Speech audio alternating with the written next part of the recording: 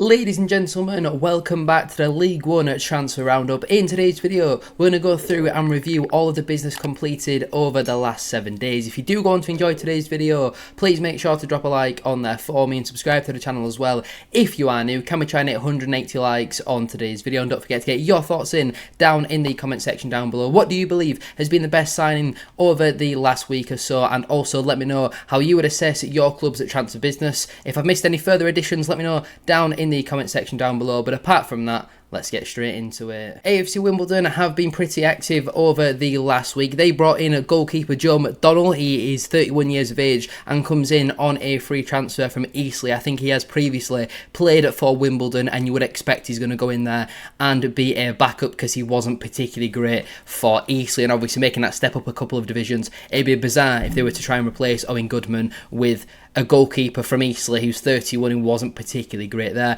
They also confirmed the return of Alistair Smith, obviously spent last season on loan there from Lincoln City. He was released by the Imps upon the expiry of his contract this summer, and he has rejoined Wimbledon, I believe, on a 2-year contract. 26 years of age, central midfielder. That is a really smart signing.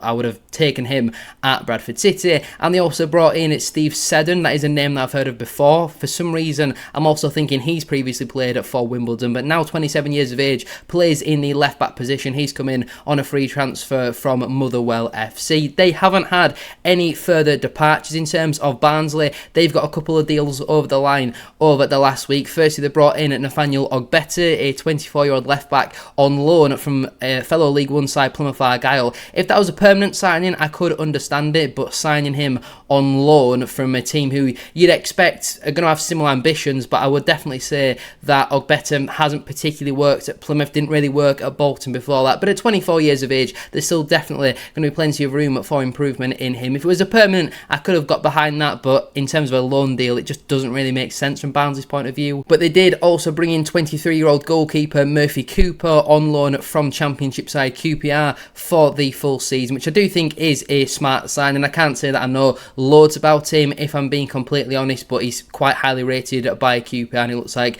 eventually over the next year or two they're going to be wanting Murphy Cooper to be their number one, so I think that'll prove to be a smart addition for the Tykes. They haven't had any further departures. In terms of Blackpool, they've got some business over the line over the last week. They brought in 30-year-old midfielder George Honeyman. He's come in on a free transfer from Millwall. Not necessarily going to have much resale value, but he's going to provide a wealth of experience in there. Played a lot of his football recently in the Championship, has previously played for clubs like Sunderland as well, so I think that'll be a really smart signing for Steve Bruce's side. They also brought in Franco Ravizoli, a 27-year-old goalkeeper on a free transfer from Wickham. Again, I think that is a smart addition into their goalkeeping ranks. At 27 years of age, he's still got plenty of years ahead of him. Did okay at times with Wickham in the minutes that he got last campaign. I think that, again, that'll be a smart signing for the Seasiders. And they also confirmed the return of striker Niall Ennis. Obviously spent the second half of last season on loan with the club. At 26 years of age, scored a decent amount of goals, and he's returned on an undisclosed fee. Not necessarily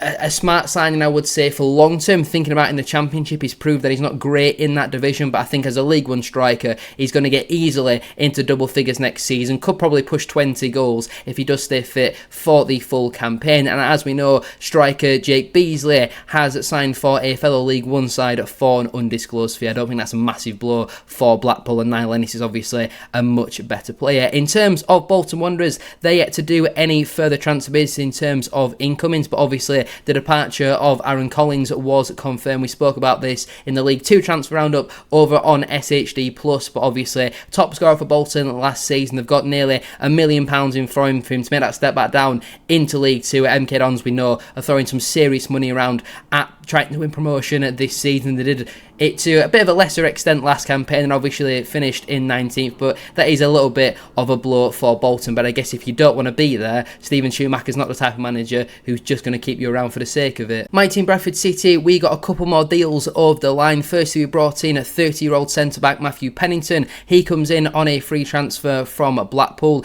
Didn't play that much last season, I think around 28 league games or so for the Seasiders, but in that time when he he did play, for the large part, he actually had quite a good non-loss percentage. They won a lot, drew a fair few of them games as well, and didn't really lose all too many when Matthew Pennington was playing under Steve Bruce. So I think that's a good sign. It's a good stopgap for us. He'll come in playing that right centre-back position, and I do think that is a smart signing on a 2-year deal. Again, plenty of experience coming into that back line. And recently, we did confirm the addition of 24-year-old striker Will Swan. I think that is a brilliant signing for us. He's come in on an undisclosed fee, a nominal 5-figure fee. I actually misunderstood it when it was originally announced, thinking it was more to 70, 80 sort of grand, but from a nominal 5-figure fee, you're thinking of what, maybe 15, 25 grand. I think it's a really, really good signing. I know he's had his critics, but I've always been a big fan of Will Swan since his Mansfield days. Only 24 years of age, so still lots of development. 10 goal contributions in 31 starts for a relegated side. I think he's got all the attributes to thrive at Bradford City, and I do think that is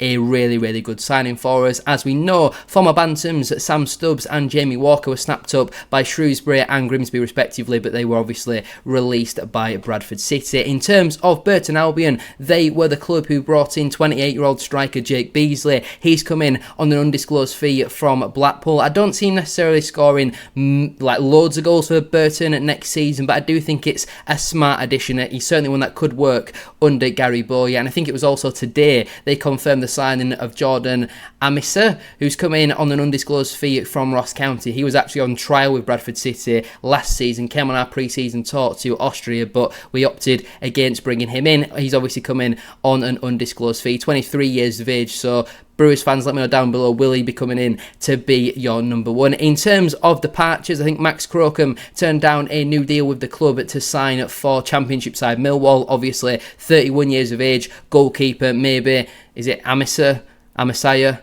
Well, I don't think he is the Messiah, but Jordan, who's come in from Ross County, he'll probably come in as that Max Crocombe replacement, and there hasn't been any further departures from Burton. In terms of Cardiff City, they're still yet to bring anybody in through the door, but as we know, Roko Simic, a 21-year-old centre-forward, has joined Karlsruhe CS on loan for the rest of the season, I can only assume. Don't really know too much about him, never even heard of him, but Cardiff City still yet to have any transfer business coming in, and obviously we are now nearly in July. In terms of Doncaster Rovers, they've brought in a 21-year-old centre-half Sean Green, who's come in on an undisclosed fee from Crystal Palace.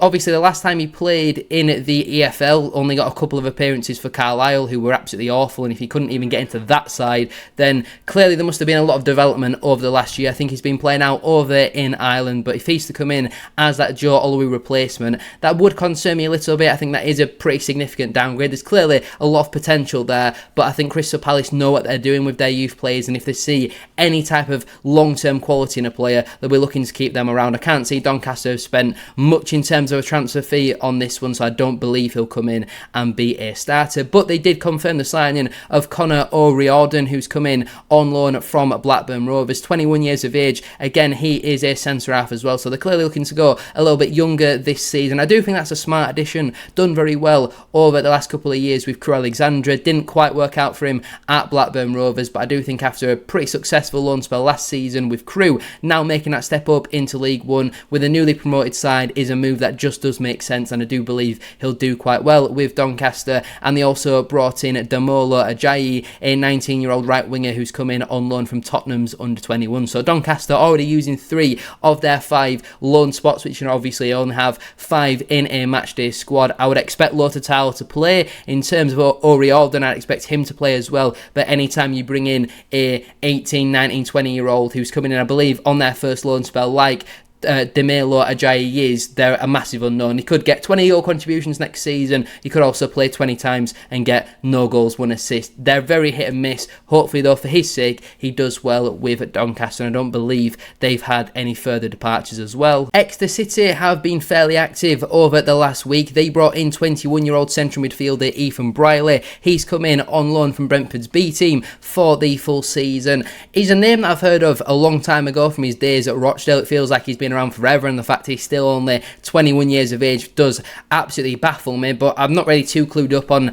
how he's getting on these days. I guess he'll be hoping that he can kick on though with Exeter City. They also brought in 24-year-old left back Ryan Rydell. He's come in on loan from Stockport County. There is no recall clause or option to send him back in January, which I think is a really good signing for Exeter. Rydell has had his injury problems, but I feel like if he can keep himself fit and play games at Exeter, which I think he will do, I think that'll prove to be a really smart signing for them. I think we have previously mentioned Luca Woodhouse, so we'll move on to Jaden Wareham, who has come in on a free transfer from Reading. 22-year-old striker. Don't really know too much about him, if I am being completely honest, but as we know, Exeter, they kind of sign a lot of the cast-offs from fellow League One sides who they just don't really have the money to compete with a lot of teams at this level, and obviously we did see a few departures. Dimitri Mitchell turned down a new deal to sign for a fellow League One side. Vincent Harper has made a step back down into League Two to join Walsall. We also saw Jay Bird, who has signed for Salford City, a 24-year-old centre forward. He's gone there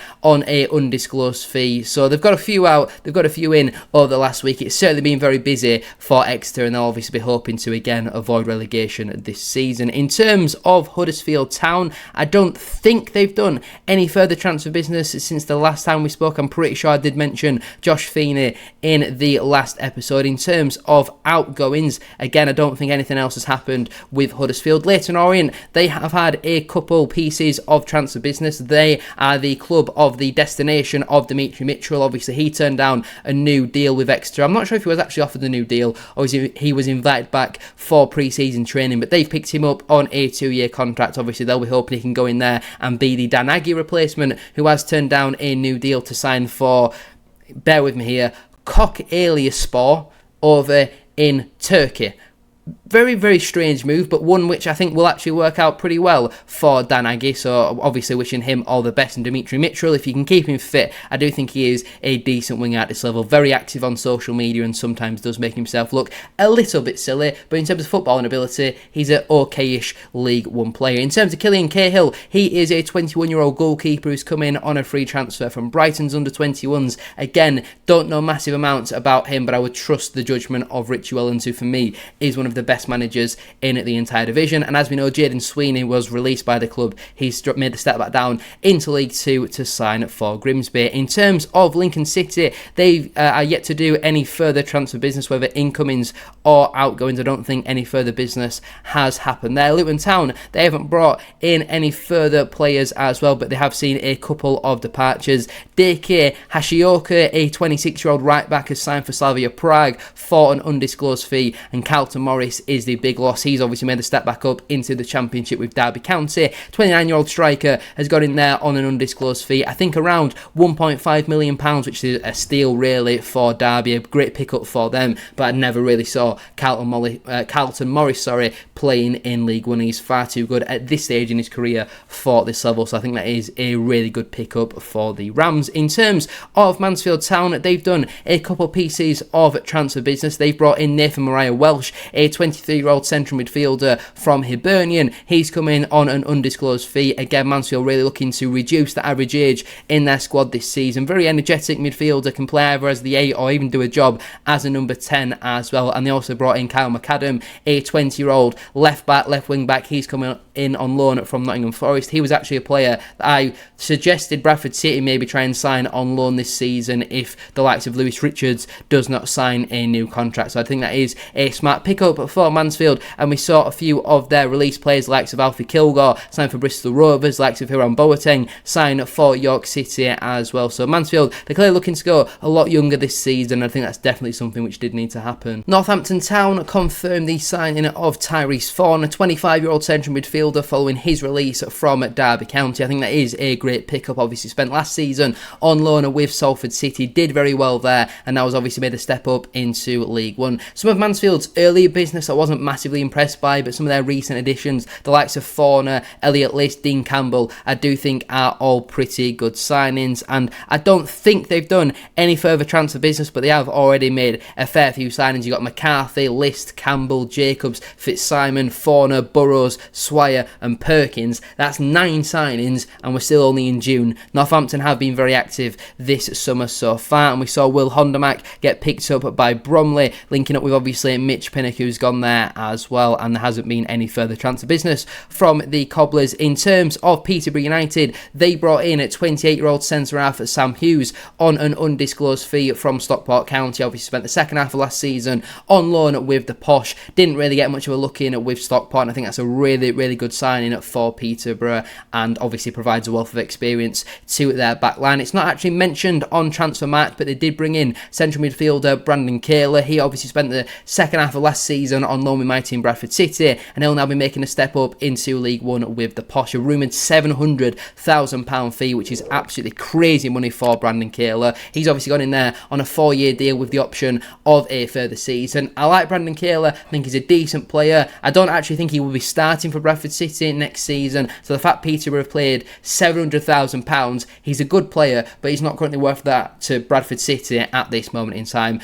I think he'll do a good job for Peterborough. Obviously, it does lack a senior or a significant amount of first-team senior football, but I do think in time could prove to be a decent player, but obviously that's not mentioned on Transfermarkt, and I think they're about to complete the signing of a Notts County goalkeeper, but it's not officially been confirmed, so I'm not going to mention that in today's episode, and I don't think they've had any further departures. We know winger David Ajiboye, who was obviously released by the club, has made a step back down into the National League with Carlisle United. In terms of Plymouth Argyle, they've brought in Owen Orsini for around £50,000-60,000, something like that. A 22-year-old centre forward has gone in there from St Mirren. Don't really know too much about him, if I am being completely honest. Will he potentially be that Ryan Hardy replacement? But apart from Jamie Patterson, all of Plymouth's incomings so far have been aged 25 or younger, and obviously we have previously mentioned Ryan Hardy. Mustafa Bundu turned down a new deal with the club, I believe, to sign for Hannover 96 over in the 2. Bundesliga. Obviously 28-year-old winger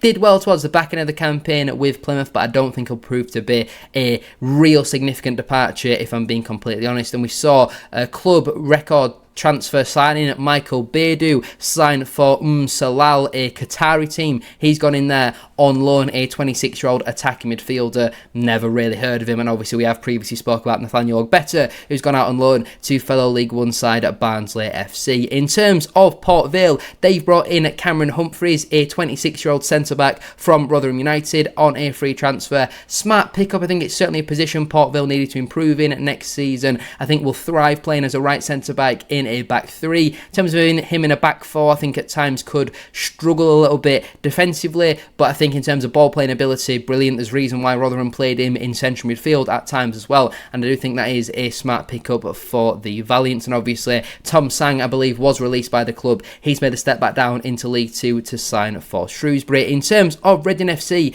they've brought in 27-year-old goalkeeper Jack Stevens. He comes in on a free transfer from Cambridge. They're clearly looking to add a bit more experience into their team this season. Not really a player that I know too much about. As we know, Jaden Wareham has signed for fellow League One side Exeter City, and centre-back Amadou Salif Bengu has signed for QPR in the Championship on a free transfer, 23 years of age. Again, I'm not 100% sure on his abilities. In terms of Rotherham United, they've brought in 24-year-old goalkeeper Ted Can. He comes in on a free transfer from West Brom. Again, don't really know too much about him, but surely can't be any worse than Dylan Phillips. And as we know, Cameron Humphreys turned down the new deal with the club to sign for fellow League One side at Port Vale. In terms of Stevenage, they haven't done any further transfer business in terms of incomings, but they did see the departure of Aaron Presley, who's made a step back down into League Two to sign for Walsall FC on an undisclosed fee. 23 years of age, I think spent the second half of last season on loan with Barrow. Could prove to be a smart signing for the Saddlers, but just wasn't really cut out for League One football, and I think it's certainly a position Stevenage could look to improve in going into this new season. Stockport County didn't confirm any more incomings, but we did see a few departures. Central midfielder Will Collar was in discussions with the club over a new deal, but was never actually offered a new contract by the club, and he's made the step back down into League Two to sign for MK Dons. As you know, Ryan Rydell has gone out on loan to Exeter. Macaulay Salvin-Hales, I think again he was in discussions but never actually offered a new deal by the club. He's made the step back down into League Two to sign for Bristol Rovers, and as we've previously spoke about, Sam Hughes joined fellow League One side Peterborough United for an undisclosed fee. It feels like there's been a lot of transfer business which has been done over the last 7 days. Wigan Athletic, they were very active. I think we spoke about Christian Sadie in the last episode, but they did bring in Dara Costello for a rumoured £500,000. Obviously, it has been officially announced as an undisclosed fee, but 22-year-old striker, Bradford City had him on loan a couple of seasons ago, and I genuinely thought he would never make it as a professional footballer. I thought he'd struggle in Sunday League, and I'm not overreacting. He was absolutely garbage, but clearly he's developed following that loan spell with Bradford City, which can happen with these young players, and did pretty well in League One last season with Northampton. I think Wigan have probably overpaid for him, if I'm being completely honest, but he's only 22. There's lots of room for potential there, but they've also brought in Christian Sadie. There's going to be a lot of competition for that striker position, because they've also brought in Paul Mullin, a 30-year-old centre-forward on loan from Wrexham. Now, for me, Paul Mullin's a very good National League, League Two striker. He's proved that, but he's never proven that he can do it in League One. He's now 30 years of age. He needed to leave Wrexham because he was never going to play in the Championship this season. And I do think a loan move was the smartest because of his wages. Wrexham weren't really going to get Paul Mullin to move on when he's still got 2 years left on his deal. He's probably on 10 plus grand a week, so if we're going to pay maybe half of that, I think it could prove to be a smart signing. He needs to come in though and bag at least double figures, I believe, this season. It'll be interesting to see if he can go about doing that, but it could prove to be a smart pickup for Wigan. Could they go with the front two of Mullin and Costello? And when you've got Sadie in there, I'm sure they've probably got another one or two strikers still lingering around from last season. Wigan fans, let me know down below, do you play one or two strikers traditionally over the last couple of seasons or so? And whatever amount it is, if it's one or two, who's going to be the main man or the main two men going into next season? We'll move on though to Wycombe Wanderers, who have completed the signing of Mickey Van Sass, a 21-year-old goalkeeper who's come in on an undisclosed fee from Feyenoord. Can't say I know anything about him. They've also brought in Bradley Fink, a 22-year-old centre forward who's come in on an undisclosed fee from FC Basel. Again, couldn't tell you a single thing about him, but they have brought in 25-year-old centre-half Taylor Allen, who comes in on an undisclosed fee from Walsall. Obviously did very well with the Saddlers last season. I want to say 14 goals and 8 assists from centre-half. Obviously a lot of them were penalties, but still an absolutely immaculate return. Was part of the team though who had a drastic drop-off in the second half of the campaign, but equally was part of that team who were excellent in the first half of the season, and even towards the later parts of that Walsall crumble, he was still one of their better performers through that time. I think he'll prove to be a smart signing for Wycombe. Can also play in midfield, and I think we spoke about Armando Quaterna in the last episode, who's joined on an undisclosed fee from Crawley Town, 25 years of age, and obviously we have seen a few departures, likes of Sam Vokes, who was released,